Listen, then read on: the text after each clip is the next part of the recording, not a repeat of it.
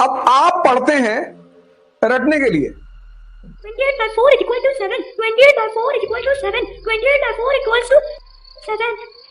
इसीलिए तो बहुत सारी परीक्षाओं में आपका सिलेक्शन नहीं हो रहा है। इस शब्द का इस चिन्ह का इस्तेमाल करो। ये चाबी की तरह है, इसका काम है दिमाग को में डालकर इसको खोलना। इसका इस्तेमाल करना है, यहां से पढ़ना है और यहां पर पिक्चर बनानी है। ये पिक्चर यहां बननी चाहिए। और अभी एनसीईआरटी खत्म होने दो, एक झटके में तुम्हारा परीक्षा निकलेगा।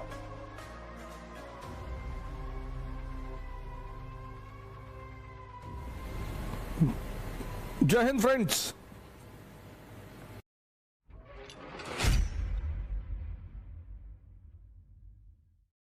और उठ जाग मुसाफिर भोर भई, अब रैन कहां तुम सोवत है। और जो सोवत है सो खोवत है, जो जागत है सो पावत है।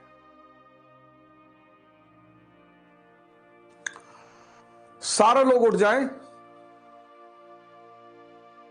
इस देश का भविष्य इस देश के युवाओं के हाथ में है।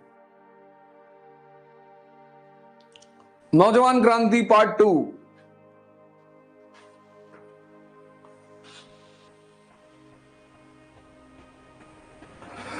सब नहाएंगे धोएंगे, बिल्कुल तैयार होकर रेडी होकर आएंगे।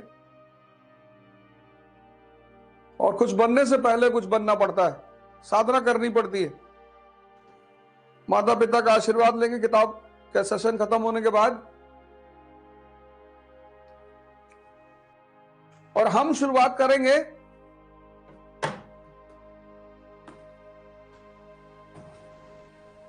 मैंने जैसे कहा कि 5 से 6 ध्यान और योग का कार्यक्रम रहेगा, पर वो अभी 10 दिन नहीं रहेगा। मैं 10 दिन पढ़ाऊंगा आपको।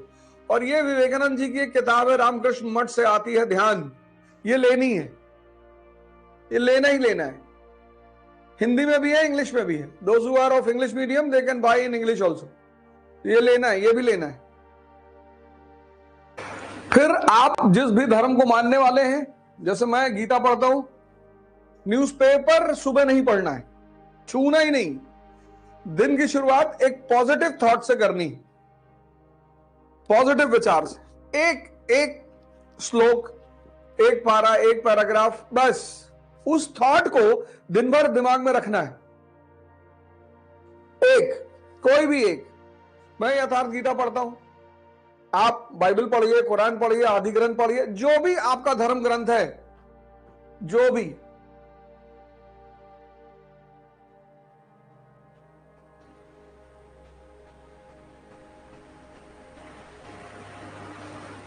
आपका धर्म ग्रंथ है। तो आज का शेड्यूल बनाना है, पूरे दिन का शेड्यूल के हिसाब से ही काम करना है। डायरी हमेशा साथ में रखना है, वो चेक करना है कि ये मेरा शेड्यूल है कि नहीं। घूमने का शेड्यूल है तो घूमने जाना है। छोटा शेड्यूल बनाना है। बड़ा कर ले जाते हैं तो बहुत अच्छा है, पर बड़ा करके छोटा नहीं कर पाएंगे तो डिप्रेशन पैदा होता है। ऐसा कोई काम नहीं करना है। अब आप पढ़ते हैं रटने के लिए, इसीलिए तो बहुत सारी परीक्षाओं में आपका सिलेक्शन नहीं हो रहा है। पहली अप्रोच ही गलत है। रटना है, तथ्यों को याद करना है, बिल्कुल नहीं। सब पूरे चैप्टर को समझना है और तथ्यों की प्रैक्टिस करनी है। अब जो भी चैप्टर हम पढ़ेंगे उसका पहले थीम निकाल लेंगे कि इस चैप्टर का थीम क्या है। इस चैप्टर को पढ़ने के बाद कौन सी पिक्चर बनेगी मेरे मन में, इसका इस्तेमाल करना है। यहां से पढ़ना है और यहां पर पिक्चर बनानी है। किताबों को अंडरलाइन मत करो। अंडरलाइन करने से तुम्हें एहसास होता है कि तुमने पढ़ लिया है। इस शब्द का इस चिन्ह का इस्तेमाल करो। ये चाबी की तरह है, इसका काम है दिमाग को में डालकर इसको खोलना। ये पिक्चर यहां बननी चाहिए। वर्षों से वन में घूम घूम, बाधा विघ्नों को चूम चूम, सधूप घाम पानी पत्थर, पांडव आए कुछ और निखर। सौभाग्य न सब दिन सोता है, देखें आगे क्या होता है।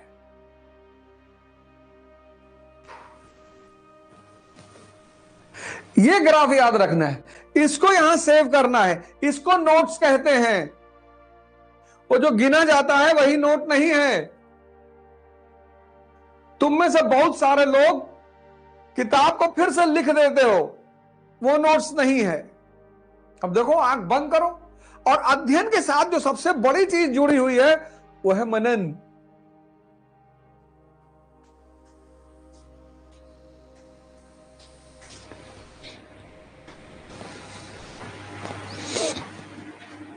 नहीं तो उल्टा सीधा जवाब दे दोगे किसी को, फिर भागे भागे घूमोगे। अब एक बात और याद रखना है, पढ़ना है, नेता नहीं बनना है। हमारे लिए इतिहास में जितने भी व्यक्ति हैं वो कैरेक्टर हैं, उनसे रिश्तेदारी नहीं करनी है। उन्हें आदर्श बना सकते हैं अगर उनसे कुछ सीखना है तो। उनको आदर्श बना सकते हैं, भगत सिंह को आदर्श बना सकते हैं, गांधी को आदर्श बना सकते हैं, कलाम साहब को आदर्श बना सकते हैं, अंबेडकर को आदर्श बना सकते हैं, विवेकानंद को आदर्श बना सकते हैं, पर किसी भी व्यक्ति को आदर्श मतलब होता है किसी के पथ पर चलना, उसके लिए झगड़ा नहीं करना। आप अंबेडकर के पथ पर चलोगे तो आप अंबेडकर जैसे महान हो जाओगे। आप विवेकानंद के पथ पर चलोगे तो आप विवेकानंद जैसे महान हो जाओगे। बस इतना ही रोल होता है आदर्शों का, कि आपने उनकी उंगली पकड़ ली और उनके रास्ते पर आप चलते रहे, तो जहां तक वो पहुंचे उसी रास्ते पर चलकर आप भी वहीं पहुंचेंगे। हर व्यक्ति से हमें सीखना है। इतिहास एक ऐसा विषय है जो दो वर्गों के बारे में लिखा जाता है। एक शाही वर्ग के लिए, क्योंकि उन्हें इतिहास से सीखना होता है। एक आम आदमी के लिए, क्योंकि उन्हें इतिहास से लड़ना होता है।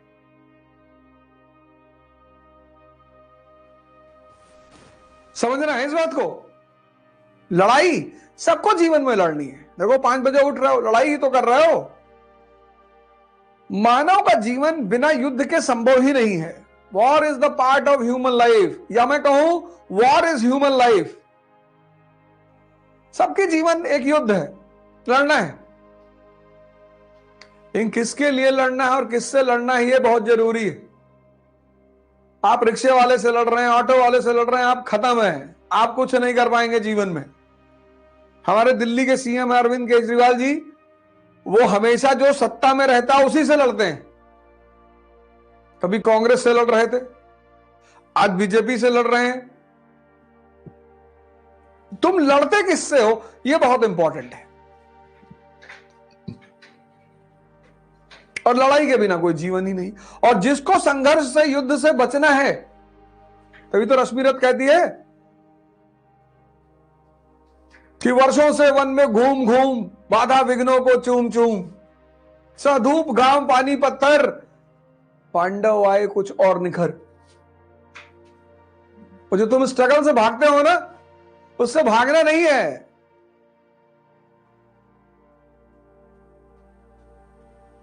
सौभाग्य न सब दिन सोता है, देखें आगे क्या होता है। अब तुम्हारी जो नीति है वो प्राथमिकता के हिसाब से होनी चाहिए। अशोक, विभिन्नतावादी भारत पर उसका शासन है, कटक से अटक, गुजरात से नॉर्थ ईस्ट, तो उसकी नीति क्या है? धम्म। इसीलिए तो महान है वो। जो व्यक्ति अपनी प्राथमिकता को ध्यान में रखकर नीति बनाएगा। अब तुम विद्यार्थी हो और वो भी प्रतिस्पर्धी, कॉम्पिटिटर, योद्धा। विद्यार्थी तब भी ठीक, योद्धा, प्रतिस्पर्धी, कॉम्पिटिटर और आईएएस की तैयारी करने वाला। अब तुमको हिंदू पढ़ना है, 2 घंटा मिनिमम। तुमको 6 घंटे की अपनी शेड्यूल की पढ़ाई करनी है, 8 घंटा, यानी पर डे ये 8 घंटा तुम्हें देना ही देना है। और बाकी 4-5 घंटा डिस्कशन करना, सोचना वॉक करना, एक्सरसाइज करना, ध्यान करना, यानी तुम्हारा जीवन में जीने का भी समय नहीं है। और एक ही साल की बात होती है, मैक्सिमम 2, तो 2 साल इन्वेस्ट करके अगर जिंदगी का 80 साल अच्छा हो जाए तो यार LIC से भी अच्छी पॉलिसी है।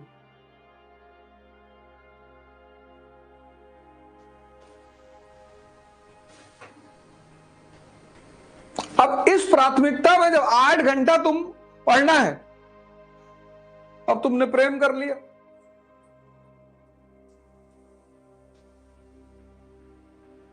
तो तुम्हारी प्राथमिकता ये थी नहीं। प्रेम गलत नहीं है, वो तुम्हारी प्राथमिकता नहीं थी। तुमने प्राथमिकता के विरोध में काम कर दिया, इसलिए तुम परेशान होने जा रहे हो। तुम प्रेम को दोष मत देना कि हमको लड़की बर्बाद कर दी, करती ही नहीं। जो जो एप्लीकेशन डालता है कि हमको बर्बाद कर दो, हमको बर्बाद कर दो, तो किसी किसी की इच्छा पूर्ति करती है। इसको बोलते हैं P=P। पॉलिसी किस पे डिपेंड करनी चाहिए? प्राथमिकता की। तुम्हें अपने जीवन की प्राथमिकताएं सेट करनी है, प्रायोरिटीज। एक औरत ने अपनी आदमी से कहा,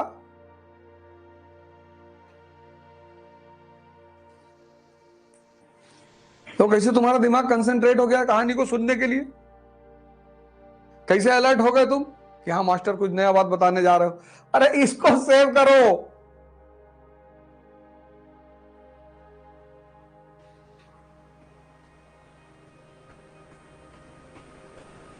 कुछ लोग तो बहुत बेचैन हो गए, पर्दे बैठ गए कि लड़की वड़की की बात नहीं कर रहे हो। आज करेंगे ना,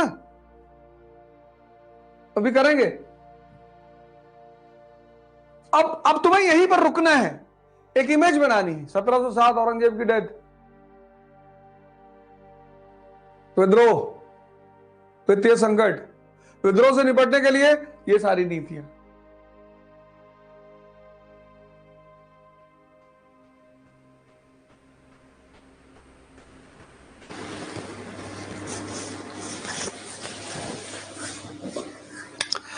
पढ़ना एक आर्ट है। अब यहीं से वो प्री क्वेश्चन बना देता, तुम कर ही नहीं पाते। तुमको पता ही नहीं था। ईमानदारी से अपने दिल पे हाथ रख के पूछना, पहला पेज कितने लोग पढ़े थे? ये सब पता था? कितनी बार एनसीईआरटी पढ़े तुम? और अभी एनसीईआरटी खत्म होने दो, एक झटके में तुम्हारा परीक्षा निकलेगा।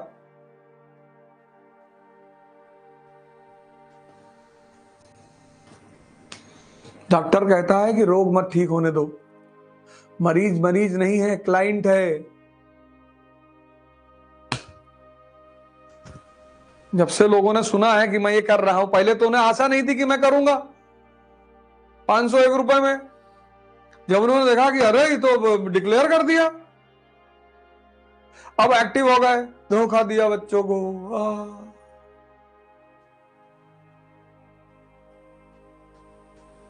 धोखा तो एक ही आदमी ने दिया था, भगवान कृष्ण ने दुर्योधन को। बाकी तो दुनियादारी है।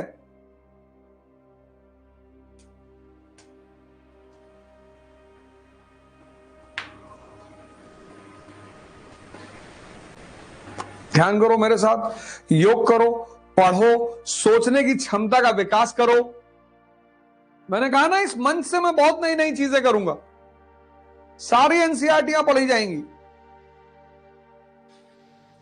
अब जिसने नहीं पढ़ा उसको ये डायग्राम बना के मैं अपलोड करवा दूंगा, अगर मेरा मन कहा तो। नहीं कहा तो वो भी नहीं कराऊंगा।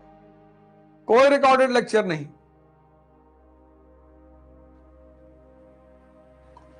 मैं आपके साथ उठ रहा हूं ना 4 बजे, मैं भी तो अपना टाइम आपको दे रहा हूं। आप उसका इस्तेमाल करो।